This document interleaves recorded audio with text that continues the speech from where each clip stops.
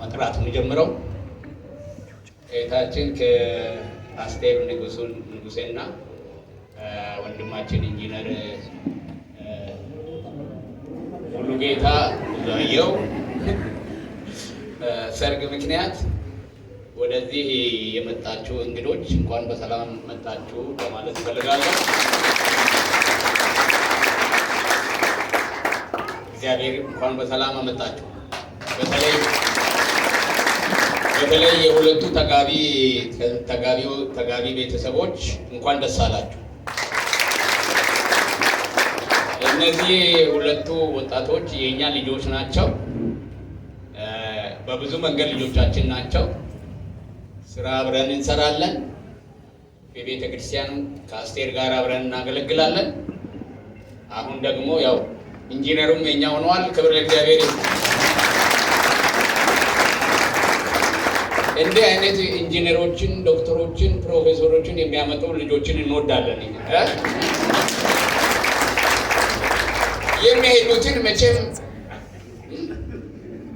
የሚሄዱትን መቼም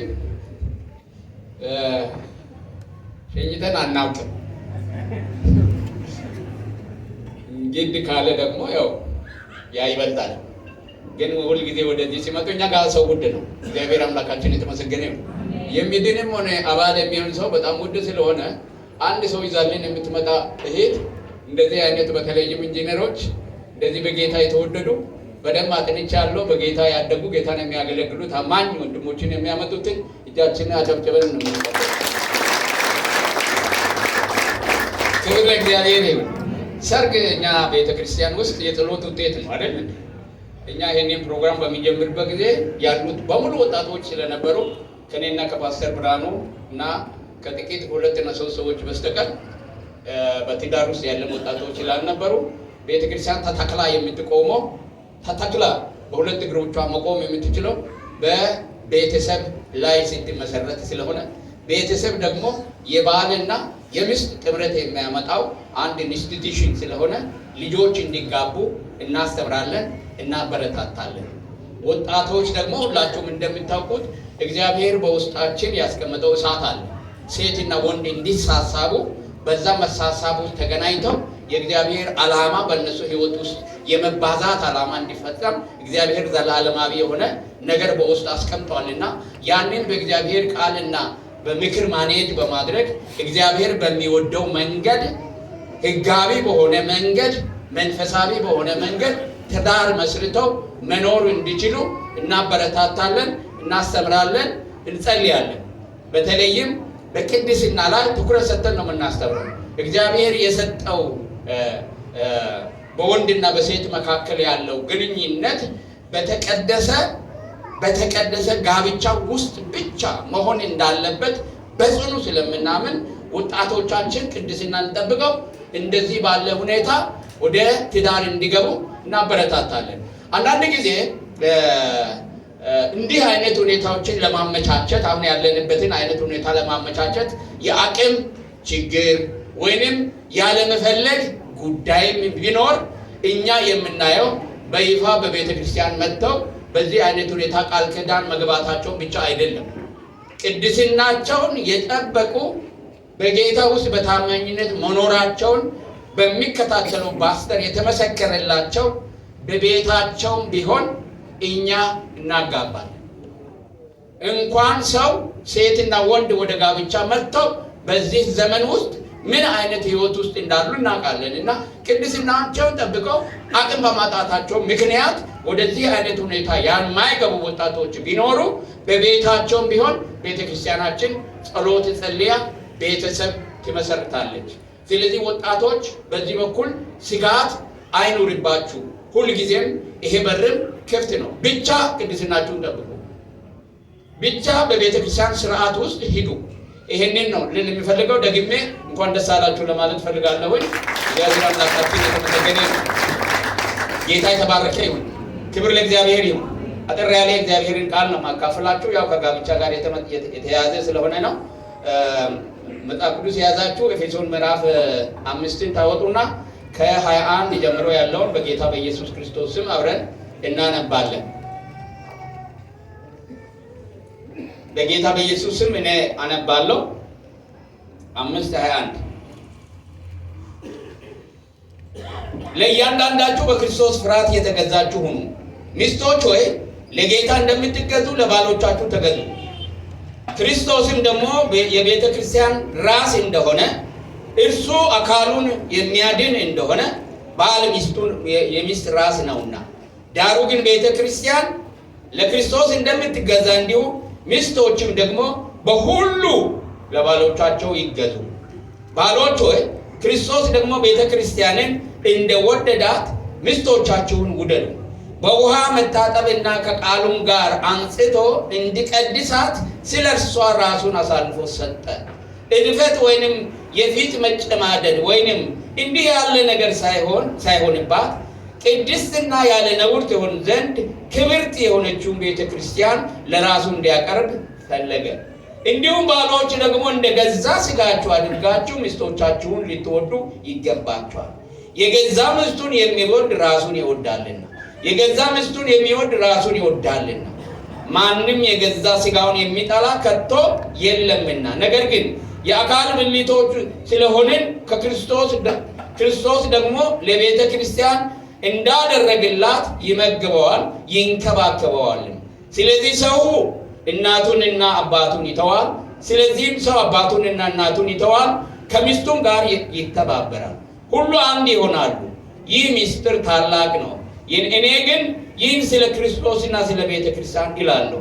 ሆኖም ከእናንተ እያንዳንዱ የገዛ ሚስቱን እንዲሁ እንደ ራሱ አድርጎ ይውደዳል፣ ሚስትም ለባሉ ባሏን ትፍራ። እንጸልይ። ልዑል እግዚአብሔር በመካከላችን ስላለ እናመሰግናለን። ይህ የተነበበው ቃል ያንተ ቃል ነው። መንፈስ ቅዱስ እዚህ ስፍራ ላይ ላሉ፣ ዛሬ ለሚጋቡ፣ አጅቧቸው ላሉ፣ ተጋብተው በቤታቸው ውስጥ ለብዙ ዘመናት ለቆዩ እንዲሁም ለቤተሰቦችና ለቤተ ክርስቲያን ሁሉ ከዚህ መልእክትን ስጠን በጌታ በኢየሱስ ክርስቶስ ስም። ክብር ለእግዚአብሔር ይሁን። ኤፌሶንን የጻፈው ሐዋርያ ጳውሎስ ነው። ሐዋርያ ጳውሎስ በትዳር ውስጥ ያለፈ ሰው አይደለም። ኤክስፒሪየንሱን ወይንም ልምምዱን አይደለም እዚህ ስፍራ ላይ የሚጽፈው። አላገባም ሐዋርያ ጳውሎስ፣ በትዳር ውስጥም አላለፈም። ልምድና ምስክርነት አይደለም እየሰጠ ያለው። በዚህ ስፍራ ላይ ያለውን አሁን ያነበቡትን ቃል ለሐዋርያ ጳውሎስ የሰጠው መንፈስ ቅዱስ ነው። በመንፈስ ቅዱስ ተነድተው ቀጥሎ በጋብቻ ውስጥ ሊኖሩ የሚገቡ ክርስቲያኖች እንዴት መኖር እንዳለባቸው፣ ደቀ መዛሙርት እንዴት መኖር እንዳለባቸው ነው መመሪያ የሚሰጠው። ጋብቻ መቼም በጳውሎስ ዘመን አይደለም የተጀመረው። እግዚአብሔር አዳምንና ሔዋንን ከፈጠረ በኋላ የተፈጠረ ኢንስቲትዩሽን ነው። እግዚአብሔር ከፈጠራቸው ተቋማት ውስጥ አሮጌውና የመጀመሪያው ተቋም ጋብቻ ነው። ተቋም ማለት ከአንድ በላይ አካል የሆኑትን የያዘ በዓላማና በእቅድ በግብ የሚመሰረት ኢንስቲትዩሽን ነው። ያንን የጋብቻን ትዳርን እግዚአብሔር ሲመሰርት በዓላማ ነው የመሰረተውና የመሰረተው ደግሞ እግዚአብሔር ነው። እግዚአብሔር ሰው ከመውደቁ በፊት ኃጢአት ወደዚህ ምድር ከመምጣቱ በፊት ሰይጣን የሰዎችን ፍላጎትና የሰዎችን ማንነት ከመቆጣጠሩ በፊት ነው እግዚአብሔር የፈጠረው። እግዚአብሔር የመሰረተው ስለሆነ ጋብቻ ክቡር ነው። ክቡር ለእግዚአብሔር ነው። እግዚአብሔር መልካም ነው ብሎ ካያቸው ነገሮች ውስጥ አንዱ ጋብቻ ነው። ሐዋርያው እግዚአብሔር አዳምን ከፈጠረ በኋላ መልካም እንደሆነ አየ። ነገር ግን እግዚአብሔር ፍጥረቱን ጨርሶ በስድስተኛው ቀን አዳምን ሲመለከት የጎደለ ነገር አየ። ሰው ብቻውን ይሆን ዘንድ መልካም አይደለም ማለት ሰው ብቻውን ይሆን ዘንድ መልካም አይደለም። ስለዚህ ምን አለ? ከሥላሴ ጋር ምክር ነው የገባው። ከዛም በኋላ ምን አደረገ? አምሳዩን ምን አድርግ እንፍጠርላቸው ነው ያለው። እግዚአብሔር የተመሰገነ ይሁን። እግዚአብሔር የሰዎችን ጉድለት አይቶ የሚሞላ አምላክ ነው። ባዶ ነገርን ከሰው በላይ ያያል። በዛ ሰዓት አዳም ጉድለት እንዳለበት እንኳን ፈጽሞ አያውቅም። ምክንያቱም ከፈጠረው በኋላ ገዢ ስላደረገው፣ እንስሳት አራዊት በየቦታው ስላሉ፣ አበቦች፣ ዛፎች፣ የሚበላ የሚጠጣ ነገር ስላልጎደለ ጎዶሎ ያለበት አይመስለውም፣ አላየም። ግን ጎዶሎን ያየው እግዚአብሔር ነው። ዛሬ በዚህ ቦታ ላይ ያላችሁ በጣም በርካታ ሰዎች ብዙ ነገር የሞላ ነው የምትሉት ጉድለታችሁን አይቶ የሚሞላ እግዚአብሔር እንዳላችሁ አስቡ። የጎደለ ሰው የጎደለ ነገር ያለውን ማየት የሚችል እግዚአብሔር ነው። ሰርስሮ ማየት ይችላል። ስለዚህ አዳምን አየና ሔዋንን ፈጠረለት። ስለዚህ ሙሉ ሰው ሆነ አዳም። ከዛ በኋላ ለእግዚአብሔር ዓላማ የሚበቃ ሆነ። ስለዚህ ይሄ ኢንስቲትዩሽን ወይንም እግዚአብሔር የፈጠረው የቤተሰብ ወይንም ጋብቻ በእግዚአብሔር ዘንድ ክቡር ነው፣ ይከበር ይገባል። that's why እዚህ ቦታ ላይ በዚህ አይነት ሁኔታ አንድን ጋብቻ አንድን ቤተሰብ የአንድን ትዳር በማክበር ነው የተሰባሰበው። እግዚአብሔር የሚወድ ስብስብ ነው ማለት ነው። ክብር ለእግዚአብሔር። ስለዚህ ያኔ ነው የተመሰረተው። ነገር ግን ቤተክርስቲያን ከተመሰረተች በኋላ ጋብቻ በኃጢአት አስቀድሞ አዳም በኃጢአት በሚወድቅበት ሰዓት ላይ እግዚአብሔር አንዲትን ሴት ለአንድ ወንድ የፈጠረው ጋብቻ ኮራፕትድ ሆነ። ኃጢአት ያልበከለው ነገር በምድር ላይ የለም። ቅዱስ አድርጎ የፈጠረውን ጋብቻ ሳይቀር ምን አደረገ? ከእግዚአብሔር ዓላማና እቅድ ውጪ እንዲሆን ከማድረጉ የተነሳ ኢየሱስ ክርስቶስ ወደዚህ ምድር መጥቶ በአስተምራው እስከሚያስተካክል ድረስ ያ ስርዓት ምን ሆኖ ተዛብቶ ነው የቆየው። ብሉይ ኪዳንን ስትመለከቱ አንዲት ሴት ለአንድ ወንድ የሚል ሕግ የሚሰራበት አልነበረም። ቅዱሳን የሚባሉ ሰዎች ሁላ ሳይቀሩ ምን አድርገዋል? ከአንድ በላይ ሚስቶችን አግብተዋል። ይህ የእግዚአብሔር ዓላማና እቅድ ስለሆነ አይደለም። ምክንያቱም ኃጢአት ወደ ምድር ከገባ በኋላ እግዚአብሔር በብሉይ ኪዳን የደነገገው በዘፍጥረት የደነገገው ነገር ሁሉ አዛብቶታል። እግዚአብሔር ሰው የሆነው ሙሴ እንኳን ሳይቀር በዚህ ድርብ ጋብቻና ፍች ምክንያት ሴቶች እጅግ በጣም ይጎዱ ስለነበረ ወንዶችን ደግሞ ወደ እግዚአብሔር ዓላማ ላለመመለስ ልባቸውን ስላጠነከሩ ክርስቶስ መጥቶ የእግዚአብሔርን ዓላማ ወደ ስፍራው ድረስ እስከሚመልስ በልባቸው ጥንካሬ ምክንያት እንዴት መፋታትና መጋባት እንዳላቸው ሕግ እስከሚሰጥ ድረስ እንደተገደደ። ያ ግን ዘላለማዊ የሆነ የእግዚአብሔር እቅድ አልነበረም። ኢየሱስ ወደዚህ ምድር ከመጣ በኋላ ማቴዎስ ወንጌል ምዕራፍ 19 ላይ ስትመለከቱ ይህንን ይናገራል። እግዚአብሔር አስቀድሞ አንዲትን ሴት ለአንድ ወንድ ፈጠረ። ሙሴ ግን ከልባችሁ ጥንካሬ የተነሳ ለፍቺ ወረቀት ይስጣትና እሷም ሌላ ታግባ እሱም ሌላ ያግባ የሚል ሕግ ሰጥተዋል። እሱ ግን የእግዚአብሔር ዘላለማዊ ዓላማና እቅድ አለ። በኃጢአታችሁ ምክንያት ኃጢአትን ሚኒማይዝ ለማድረግ የእግዚአብሔር ዓላማ ለዘላለም በክርስቶስ ኢየሱስ እስከሚጸናና እስከሚፈጸም ድረስ መበዳደል እንዳይኖር ችግሩን ለመቀነስ እንጂ ለማጥፋት አልነበረም። በብሉይ ኪዳን ኃጢአትን መሸፈን እንጂ ኃጢአትን ማስወገድ የለም። ኃጢአት የሚወገደው በአዲስ ኪዳን በክርስቶስ ኢየሱስ ደም ነው። ኢየሱስ ወደዚህ ሲመጣ ደግሞ ያደረገው ይህንን የተዛባው ይህንን የተበላሸው ወዴት መለሰ? ወደ ነበረበት መለሰ። ፈሪሳውያን የጠየቁትን ጥያቄ ታውቃላችሁ። በዛ ጥያቄ ምክንያት ኢየሱስ ክርስቶስ አንዲት ሴት ለአንድ ወንድ፣ ያ የእግዚአብሔር ዓላማ ነው። ከዛ ውጪ የሆነው ግን ከእናንተ የልብ ጥንካሬ የተነሳ የመጣ እንጂ ዘላለማዊ የሆነ የእግዚአብሔር እቅድ አይደለም ማለት። ዘላለማዊ የሆነው የእግዚአብሔር እቅድ ለአንዲት ሴት አንድ ወንድ። ይሄ ደግሞ ዓላማ ስላለው ነው የሚለው ሐዋርያ ጳውሎስ በዚህ ስፍራ ላይ መጥቶ ደግሞ እግዚአብሔር ይህንን ያደረገው እቅድና ዓላማ ስላለው ነው ይላል። ዓላማውና ዋና ግቡ ደግሞ በአዲስ ኪዳን የጋብቻና የትዳር ግብ በጋብቻ ውስጥ የሚገኘው በረከት ብቻ አይደለም ይላል። ብዙ ጊዜ ወደ ትዳር ስንመጣ እናውቃለን። እኔ የዛሬ 30 ዓመት ልሙላን ነው ጋብቻ የተጋባሁት። እስከ ዛሬ ድረስ ያቺ ቀን ትዝ ትለኛለች። የነበረው ናፍቆት ደስ የሚል ዛሬ እንደምናየው አይደለም። ትዳርን የምናየው በበረከት ውስጥ ነው የምንመለከተው። በትዳር ውስጥ በረከት አለ። አንዱ በረከት እግዚአብሔር በውስጣችን ያስቀመጠውን የሁለታችንን ስሜት በጋብቻ ውስጥ በግብረ ሥጋ ግንኙነት የምናገኘው እርካታ ነው። ይሄ እንደውም ድራይቪንግ ነው፣ የሚነዳ ነው። ወጣቶችን፣ ወንዶችን፣ ሴቶችን የሚነዳ ስሜት ነው። የመጀመሪያው ነገር ነው። እግዚአብሔር ነው ያስቀመጠው እንድንሳሳ። ያ እርካታ የሚገኘው ደግሞ በጋብቻ ውስጥ ነው። ከዛ ውጭ እርካታ የለም፣ ኃጢአት ነው። ያንን ነው አንዱ በጋብቻ ውስጥ ያለ በረከት። ዳስ ብሌሲንግ እግዚአብሔር ያስቀመጠው በረከት ነው በትዳር ውስጥ ሲሆን ማለት ነው። ሁለተኛው በረከት ደግሞ በጋብቻ ውስጥ ያለው መባዛት ነው፣ ልጅ መውለድ ነው፣ ማግኘት ነው፣ ዘርን ማስተላለፍ ነው። ብዙ ተባዙ ምድርን ሙሏት ያለው እግዚአብሔር ዓላማ የሚፈጸመው በጋብቻው ውስጥ ነው። ይሄ ትልቁ በረከት ነው። ሁለተኛ ደግሞ መሞላላት ነው። እግዚአብሔር መልካም አይደለም ያለው እኮ ወንድ በምድር ላይ ሁሉ ሚስት እስከሚያገባና ሙሉ እስከሚሆን ድረስ 50% ነው። ሙሉ አይደለም። ሴት ብቻ የምትሞላው ጉድለት በወንድ ውስጥ አለ። በማንም የማይሞላ መንፈስ ቅዱስ ስለተሞላ የማይሞላ የእግዚአብሔር ቃል ስላነበብክ የማይሞላ ሚስት መታ ብቻ የምትሞላው አንድ ጎዶሎ ነገር አለ። እሱ ጎዶሎ የሚሞላ በምን ውስጥ ነው? በጋብቻ ውስጥ ነው። ስለዚህ ያ አንዱ በረከት ነው። በጋብቻ ውስጥ የሙሌ ጎዶሎ ዛሬ ተሞልቷል። አሜን። እግዚአብሔር ይመስገን። እነዚህ በረከቶች አሉ። ነገር ግን ከዚህ የሚበልጥ በረከት አለ። ሕያው የሆነ የሚታይ የሚዳሰስ የሚጨበጥ በተለይም የክርስቲያኖች ጋብቻ ግብ የሆነው እዚህ ቦታ ላይ መጽሐፍ ቅዱስ እንደሚናገረው በቤተ ክርስቲያንና በክርስቶስ ኢየሱስ መካከል ያለውን ግንኙነት በሚታይ በሚጨበጥና በሚዳሰስ ሁኔታ በዓለም ላይ ማሳየት የሚችሉት ደቀ መዛሙርት የሆኑ ባልና ሚስቶች ናቸው። ክብር ለእግዚአብሔር ይሁን።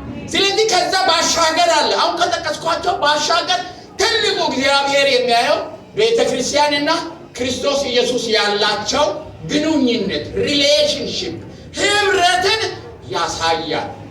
ስለዚህ የጋብቻን ስኬት ስንለካ በጋብቻ ውስጥ የምናገኛቸውን በረከቶች ብቻ ሳይሆን የኔና የባለቤቴ ጋብቻ የኛ ትዳር የክርስቶስ ኢየሱስንና የቤተ ክርስቲያንን ግንኙነት ምን ያህል ያሳያል።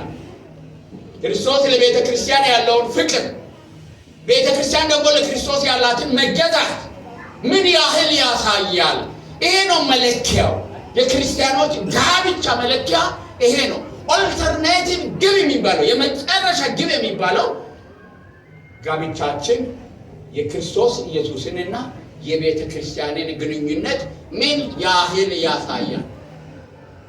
ለማህበረሰቡ ሳንናገር ኢየሱስ ያድናል ሳንል መዝሙር ሳንዘምር ሳንዘል ሳንጨፍር ሳንጮህ በልሳን ሳንናገር ግን ክርስቶስን መስበክ የሚችል ጋብቻ ሆኖ ለዓለም መታየት የሚችል ሆኖ ክርስቶስ ቤተክርስቲያንን የሚወድበትን ፍቅር ባህል እያሳየ ሚስት ደግሞ ቤተክርስቲያን ለክርስቶስ የምትገዛበትን ዝቅታና መገዛት እያሳየች ለዓለም ብርሃን የሆኑ የሚኖሩበት ኢንስቲትዩሽን ነው ጋብቻ። ክብር ለእግዚአብሔር ይሁን። ሁላችንም እዚህ ቦታ ላይ ያለን ያገባንም ሆነ ያላገባን እዚህ ዛሬ ጋብቻችንን እንፈትሽ። የእኛም ትዳር እንፈትሽ። ምን ያህል ነው በቤታችን በጎረቤቶቻችን የእኛ ጋብቻ የእኛ ትዳር ክርስቶስ ኢየሱስና ቤተ ክርስቲያን ያላቸውን ግንኙነት የሚያሳየው? ይሄ ሲባል በመገዛትና በመግዛት በመውደድና በመወደድ ባል ሚስቱን በመውደድ አደባባይ ላይ በኑሮ በተግባር እወድሻለሁ አይደለም፣ ነፍሱ ማለት አይደለም፣ በተግባር ክርስቶስ ለቤተ ክርስቲያን ተላልፎ እንደተሰጠ በመሰጠት ሚስት ደግሞ ለባሏ ዝቅ ብላ በመገዛት ይህንን ማሳየት የምንችል ከሆነ እውነትም ጋብቻችን የደቀ መዛሙርት ጋብቻ ነው። ስለዚህ ግቡ ሁለት ነው። በጋብቻ ውስጥ የሚገኝ በረከትና አልተርናቲቭ ግብ ደግሞ ቤተ ክርስቲያን ውስጥ በክርስቶስ ኢየሱስና በቤተ ክርስቲያን ውስጥ ያለውን ግንኙነት ማሳየት ነው። እንግዲህ አጠር አድርጌ በዚህ ውስጥ ቤተ ክርስቲያን እና በክርስቶስ ኢየሱስ እና በመካከል ያለውን ግንኙነት ለመግለጥ የሚስት ግዴታ ምንድን ነው የሚለውን ይጀምራል። ምክንያቱም ሐዋርያው ጳውሎስም አስቀድሞ ለማን ነው የተናገረው? ለሚስት ነው የተናገረው። በዚህ ስፍራ ላይ ምንድን ነው ኃላፊነቷ? አስቴር ወደ ትዳር ስትገባ ዛሬ እንደ ትናንትና መሆን አትችልም። ኃላፊነት ውስጥ ነው የምትገባው። ግን ኃላፊነቷን በሚገባ አውቃ ከገባች የነሱ ትዳር ክርስቶስን ማሳያ መድረክ ይሆናል። ክብር ለእግዚአብሔር ይሁን። ልክ ይሄ መድረክ አሁን እኔን እንደሚያሳይ ሁላችሁ ማየት እንደምትችሉት ትዳሯ ምን ይሆናል? ክርስቶስን የሚያሳይ መድረክ ፕላትፎርም ይሆናል። አንደኛውና የመጀመሪያው በዚህ ስፍራ ላይ እንደተጠቀሰው አንዲት ሴት ትዳር ገንቢ ወይንም በክርስቶስ ኢየሱስና በቤተ ክርስቲያን መካከል ያለውን ግንኙነት ለማሳየት የመጀመሪያ ግዴታዋ ሐዋርያ ጳውሎስ በዚህ ስፍራ ላይ እንደሚናገረው ሚስት ባሏ መንፈሳዊ መሪ እንዲሆን መቀበልና ማበረታታት አለባት። በትዳር ውስጥ መሪና ተመሪ አለ። ትዳርን በጋራ አይደለም የምንመራው። መሪ አለ። የጋራ አገልግሎት አይደለም። አንድ መሪ አለ፣ አንድ ተመሪ አለ። መጽሐፍ ቅዱስ ይሄን ነው ቁልጭ አድርጎ የሚያሳየው። ትዳር ውስጥ መሪ ባል፣ የትዳር ራስ ቤት ውስጥ ባል። ለምን? ኢየሱስ ክርስቶስን ስለሚወክል ነው። በትዳር ውስጥ ሁሉ ክርስቶስ ቤተ ክርስቲያን ወይም ትዳርን ሳይ ክርስቶስን የሚወክለው ባል። ቤተ ክርስቲያን ደግሞ ማንን ትወክላለች? ማነው የምትወክለው? ቤተ ክርስቲያንን ነው የምትወክለው። ግንኙነቱ ሁሉ እንዲህ ነው የሚታየው። ስለዚህ ሚስት የኢየሱስ ክርስቶስ ተወካይ መሆኑን መቀበል መቻል አለበት። የኢየሱስ ተወካይ ማለት የመንፈሳዊ ጉዳዮች ባለስልጣን እሱ ነው። አንድ ጊዜ አንድ ኮሌጅ ውስጥ ሳስተምር አንድ ጠንካራ ሴት አለች። እኔም ማቃት በቤተ ክርስቲያን ውስጥ በጣም ጠንካራ አገልጋይ ነች። በህይወትም በጣም ጠንካራ ነች። በትምህርቷም በጣም ጎበዝ ነችና ባሏንም እሷንም አቃት። ይሄንን ነገር አንስቼ ሳስተምር እንዲህ አለች። አንዳንድ ጊዜ እኮ ባሎች በቤት ውስጥ ይሄንን መንፈሳዊ ስልጣንና ኃላፊነት ለመውሰድ ደካማ ሊሆኑ ይችላሉ። ታዲያ ምን ማድረግ አለባት? መምራት የለባትም እንዲህ አለች። ኖ የለባትም መምራት። ምክንያቱም እግዚአብሔር ያንን ፖዚሽን አልሰጣትም። ማድረግ ያለባት ግን አንድ ነገር አለ።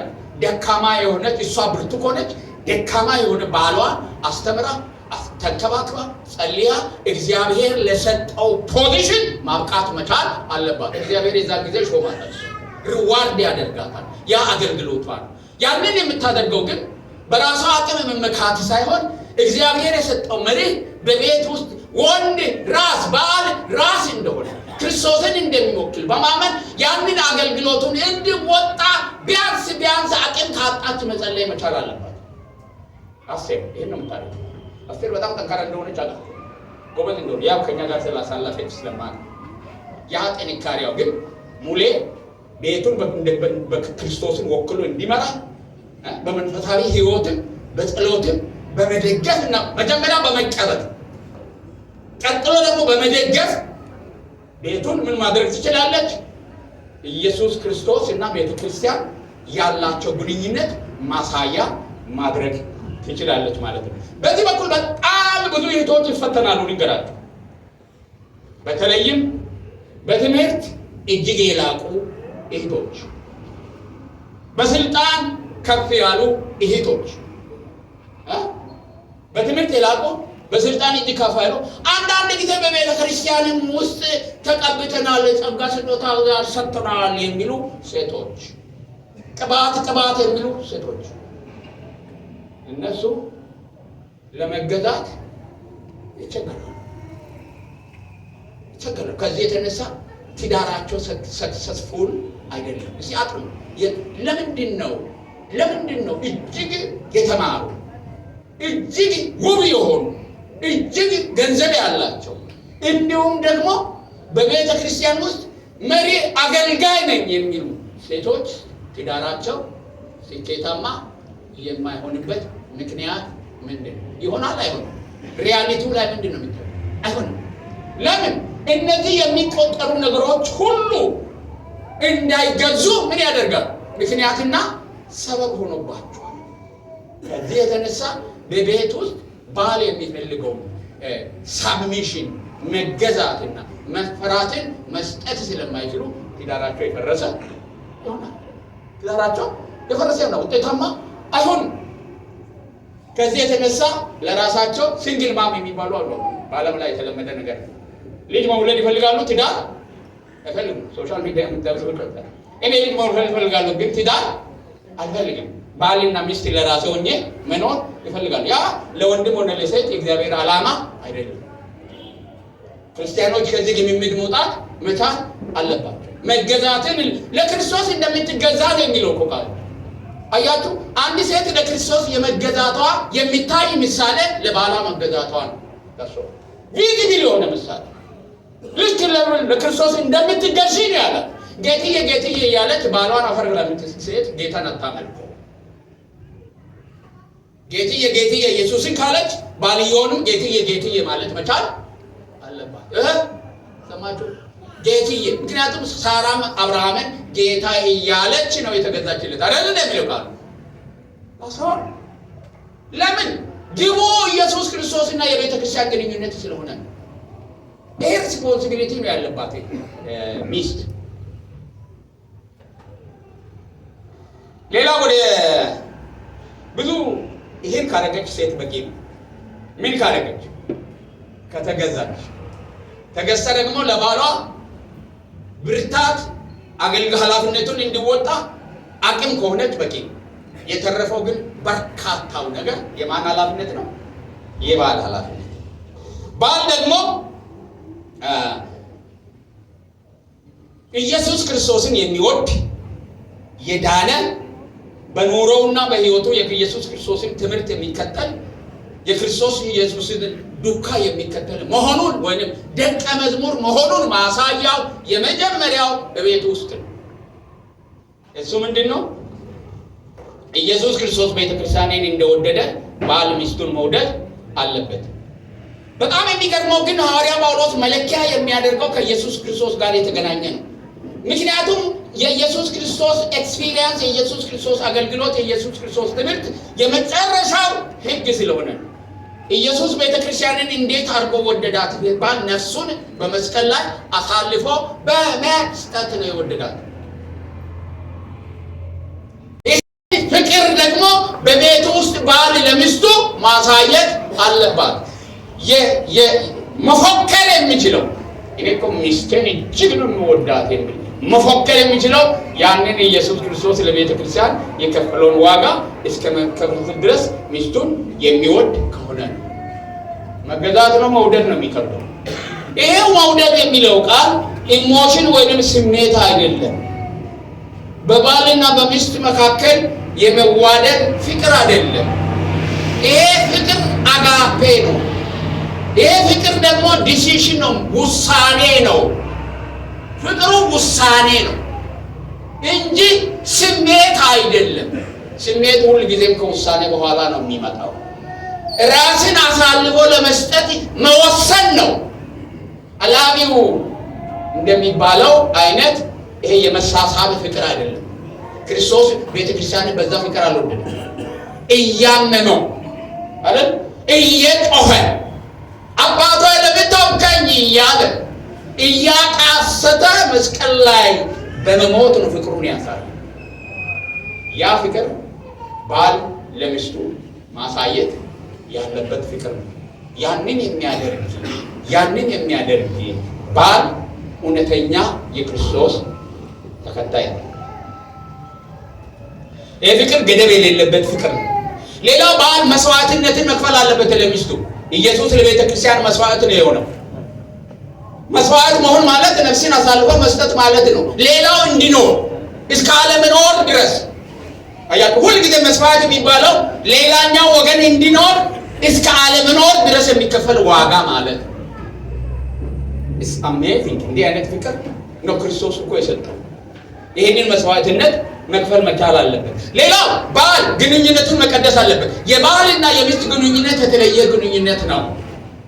ከዚህ በኋላ ቤተሰብ የለም። ከዚህ በኋላ ጓደኛ የለም። የጓደኛ ግንኙነት ራሱን የቻለ ነው። የቤተሰብ ግንኙነት ራሱን የቻለ ነው። ይሄ በክርስቶስ ኢየሱስ ደግሞ የተፈጠረው ቤተሰብ ደግሞ ግንኙነቱ መቀደስ፣ መለየት፣ መጠበቅ አለበት። ፕሮቴክት መደረግ አለበት። ከቤተሰብ መጠበቅ አለበት። ከጓደኛ መጠበቅ አለበት። ልንገራችሁ የኔና የኛ ልጅና ባለቤት ከዚህ ቤተክርስቲያን የተጋቡት 6 ወር ሆኗቸዋል። 6 ወር ሆኗቸዋል። ስራ አብረን ስለምንሰራ አንዳንድ ጊዜ እንገናኛለን። እነሱ እኛ ቤት ይመጣሉ፣ እኛም እነሱ ጋር እንሄዳለን። ግን በግንኙነታቸው ውስጥ ጣልቃ እንገባለን። እንገባለን። በቃ ደስ ይለናል። በቃ የራሳቸውን ህይወት ሲኖሩ ኤክስፒሪየንስ እንዲያደርጉ እንደውም እድል እናመቻቻለን። እዛው ሁኑ እናንተ ቤታችሁ ሁሉ እኛ ጋር ሲሉ ለምን ግንኙነቱ ምን መሆን አለበት? መቀደስ አለበት። መለየት መቻል አለበት። ማንም ጣልቃ ሊገባ ፈጽሞ አይገባም። ብዙ ወንዶች ትዳር ከመሰረቱ በኋላ በትዳር ውስጥ የሚፈልጉትን ነገር ሲያጡ ሁሉ ጊዜ ወዴት ተንድ ያደርጋሉ መሰለኝ? ወደ ቤተሰብ፣ ከቤተሰብም ወደማ ወደ ባል ነው፣ ወደ አባት ነው፣ ወደ እናት ነው የሚቆጠቱት። እንዴ ምን ሆነብኝ? ተበድሎ ይሁን ወይ ይሁን የሚል ምን አለ? እግዚአብሔር እኮ በእናትና አባትን ይተዋሉ ከሚስቱም ጋር ይተባበራሉ ብሎ ነው የነጠቀው እንጂ ከእናት ጋር ልጇ እናት ሁሉ ጊዜ ምን ትላለች? ለልጇ ትሳሳለች። ምክንያቱም ግንኙነት አለ፣ ደም አለ፣ አብሮ ብዙ ዘመናትን አብሮ ማሳለፍ አለ። የሚበላውንም ነገር ቀስ ብላ ታያለች። እንደው ልጄ እየተመደለ ነው። እግዚአብሔር የተሟላ ነገር ነው የሰጠው። አሜን። የጎደለ ነገር የለም። ጌታ ትዳርን ሲያመጣ የተሟላ ነገር ነው የሰጠው። ስለዚህ ለእናቶችም ሆነ ለአባቶች በር መከፈት፣ ለወንድሞችም ሆነ ለእህቶች በር መከፈት፣ ይሄ ማለት ራቁ ማለት አይደለም። ግን ግንኙነታችሁን ጠብቁ ለብቻ። ይሄንን መስዋዕትነት ከፍሎ ግንኙነቱን መቀደስ አለበት። ሌላ ትልቅ ሪስፖንሲቢሊቲ አለ። በጣም ከሁሉ በላይ መጽሐፍ ቅዱሳችን አሁን በዚህ ስፍራ ላይ እንደሚናገር የእግዚአብሔር ቃል ለሚስቱ የመመገብ ግዴታ አለበት። ባሎች you are a pastor of your own home፣ የቤታችሁ ፓስተሮች እናንተ ናችሁ። እያንዳንዱ ባል ሚስት ያለው ባል የቤቱ መጋቢ ነው። ቤተክርስቲያን ባሎችን ይሄንን አገልግሎታቸውን እንዲወጡ ታበቃለች እንጂ የእያንዳንዱ ቤት መጋቢ አይደለም። አንተ የቤተሰብ የሚስት መጋቢ ነህ። ስለዚህ ነው በመንፈሳዊ ሕይወት በግዴታ ማደግ ያለባችሁ። ቤተክርስቲያን ትኩረት ሰጥታ ማሳደግ ያለባችሁ። ስለዚህ ባል ምንድነው? መጋቢ ነው። መንፈሳዊ ነገር ብዙ እህቶች ብር ያመጣል ባል፣ ወርቅ ያመጣል ባል፣ የሚበላ ነገር ጤፍ ያመጣል ባል፣ በርበሬ ያመጣል ባል፣ እርጎ ያመጣል ባል። ቁሳዊ ነገር ከተሟላ በኋላ የሚስት ፍላጎት ደግሞ መንፈሳዊ ረሃብ ከረሃቦች ሁሉ ጎልቶ ሲወጣ መንፈሳዊ ነገር ስትፈልግ ከባሏ የለም። ስለዚህ መንፈሳዊ ነገር አለኝ የሚል በጓሮ የሚያንካካ ስኮኮልድ ሐሰተኞች እርጓቸውን የሚጠጡት ብራቸውን የሚጠጡት የሷ ረሃብተኛ በመሆኗ ምክንያት በር ስለምትከፍት ነው። የከፈትከው አንተ እንጂ እሷ አይደለች።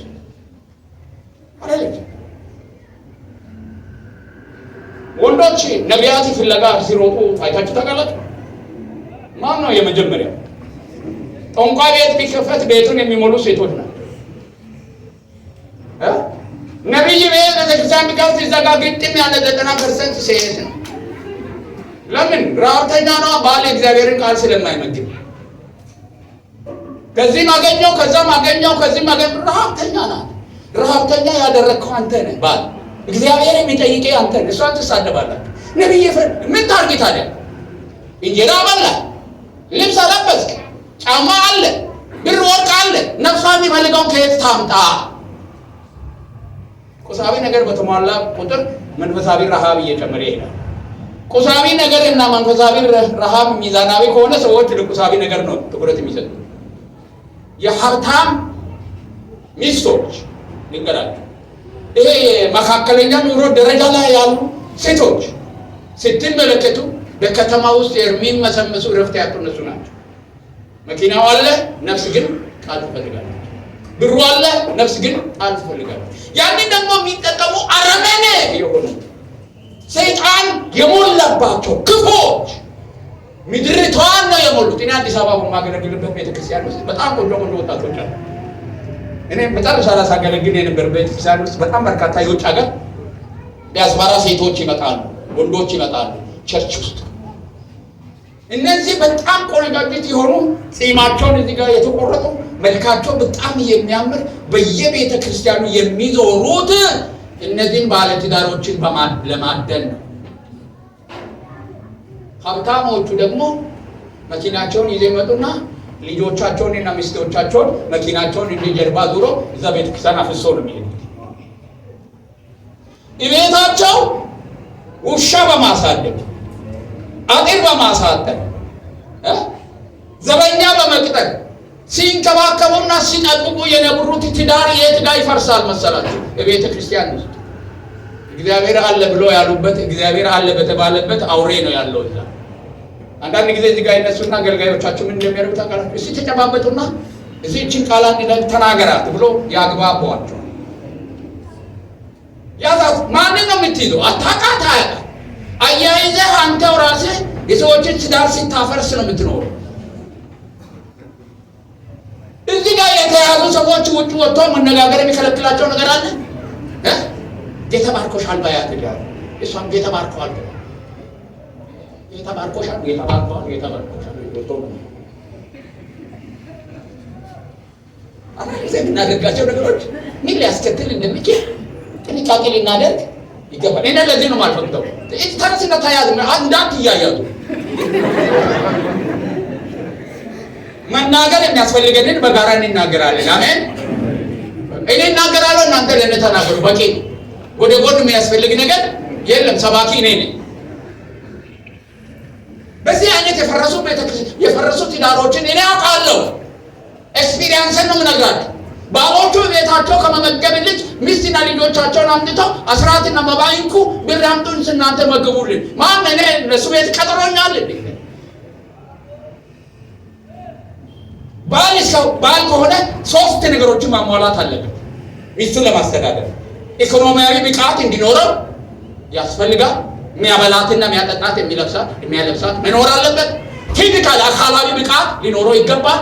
በግብረ ስግንኙነት እሷን ምን ለማድረግ ለማርካት። ሁለተኛ በእግዚአብሔር ቃል የበሰለ መሆን መቻል አለበት። ሚስቱን የእግዚአብሔር ቃልን ለመመገብ ዳቦና ጤፍ ብቻ እንድትግታት ዕቃ አይደለም። የእግዚአብሔር ቃል ያስፈልጋል።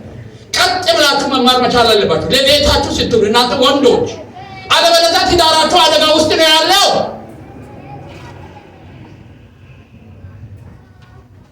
ኳሸርኮር የሚባል ነገር አለ በባዮሎጂ ውስጥ አይታችሁ እንደሆነ ምን የጎደለው ምግብ የጎደለው ሰው ቅርጹ ምን የሆነ የተዛባ ነው። ወይ ሕፃን ልጁ ጭንቅላቱ ይሄን ያክልና እግሩ የዶሮ እግር የቪታሚን ምንድን የጥራት ነው።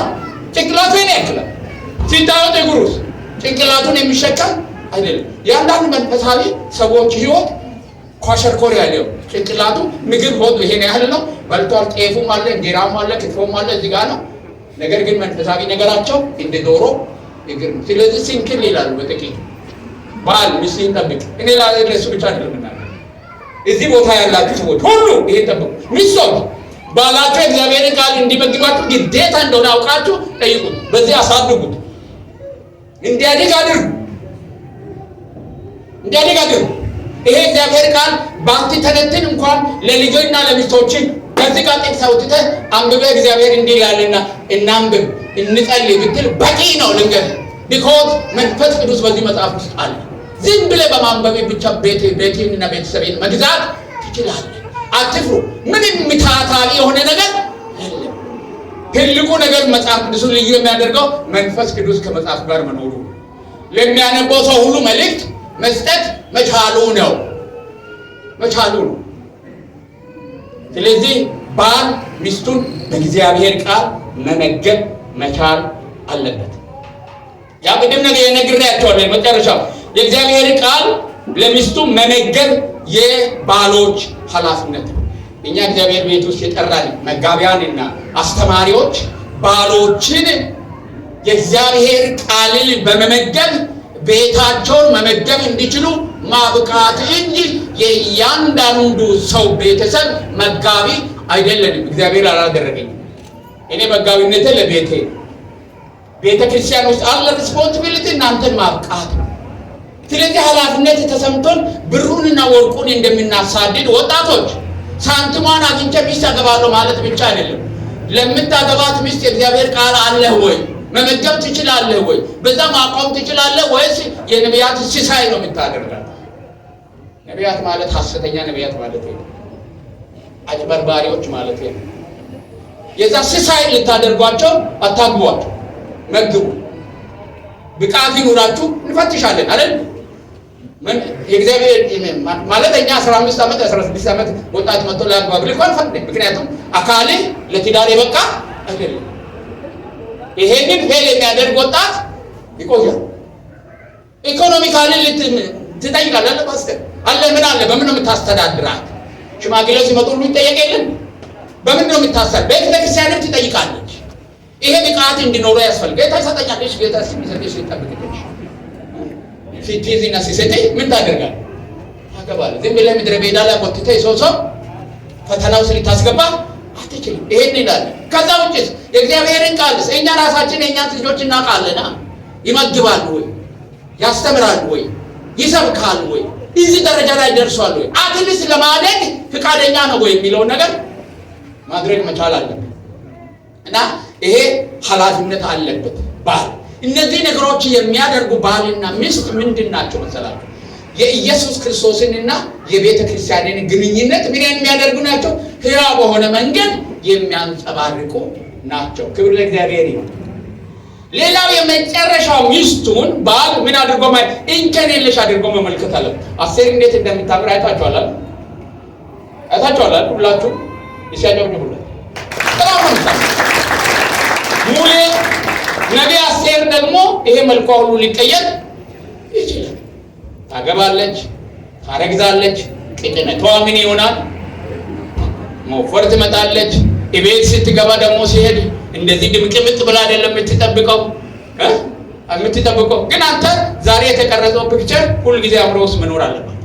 ሁሉ አስቴር ላንተ እንዲሆና ነው የምትኖረው። አሜን።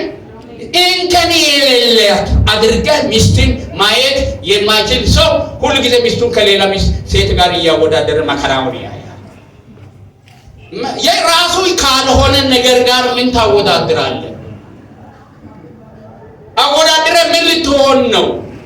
ያንተ ሚስት እንከን የሌላት ነች። አሜን። እንከን ሴቶች አንድ ነገር ልንከራችሁ፣ ትዳር ውስጥ ከገባችሁ በኋላ ራሳችሁን አትጣሉ። ወንዶች ቆንጆ ነገር ማየት ይፈልጋሉ። ልንገራችሁ ዛሬ የወንዶች ሚስጥር ነው። ቁንጅናችሁ ግልጥልጥ ብሎ ማየት ይፈልጋሉ። ግልጥልጥ ብሎ የሚሄዱ ሴቶች ወንዶችን የሚያስከትሉት ወንዶችን ሱስ ስለሚያውቁ ነው። እዚህ ቦታ ላይ በጣም ግልጥልጥ ያለች ሴት መንገድ ላይ ስትሄድ እኔ ዶክተር ተሾማ ይል እንኳን ዞር ብዬ አታረቁ።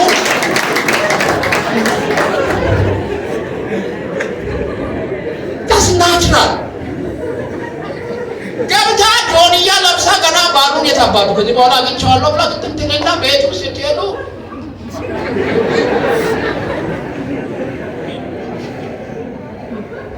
ውበት ቁንጅና ልብስ የሚገዛ ለውጭ አይደለም። ቤት ውስጥ እንድትለብሺ ነው ባልሽ እንዲያይሽ። ያው አጠር አድርገሽ ቤት ውስጥ ቀልዳሉ እንዴ ወንዶቹ እውነት አይደለም ሞት ነው።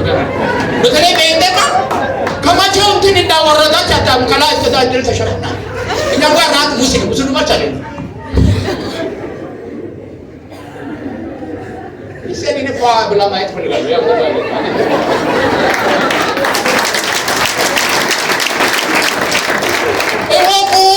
ሴቶች ሰርግ ቀን ብቻ አይደለም ፏ ማለት መቀባባት። የቤትሽ ባልሽ ሲመጣ ተቀባብሽ ተቀበይ ነግሬያቸዋል። እኛ ወንዶች እኮ መከራ እየንኩ ቤቶች ወዴት ነው ይጓል ትጋደም ያገሰማት እዛ ጋናችን ደግሞ ራብተኛ ነግሬሻለሁ። በህዝብ ፊት ነግሬያቸዋለሁ። ሌሎቻችሁ እግዚአብሔር የተመሰገነ ይሁን። ባልየው ደግሞ አዲንክ አላፊ ማለት አልችልም። እኔ ዛሬ 30 ዓመት ነው ያገባኝ ብዬ ማለት ብላችሁ ታውቃለህ? አይወጣል። እናንተ በጣም እድለኞች ነው። ቤተክርስቲያን አይላቢው በእናም አይላቢው አይላቢው በላል ይወዳል ወዲሻል ወላ እዚህ በላል በላል ተንዶ መጣን ያንቺ ነው ወዲሻል በላል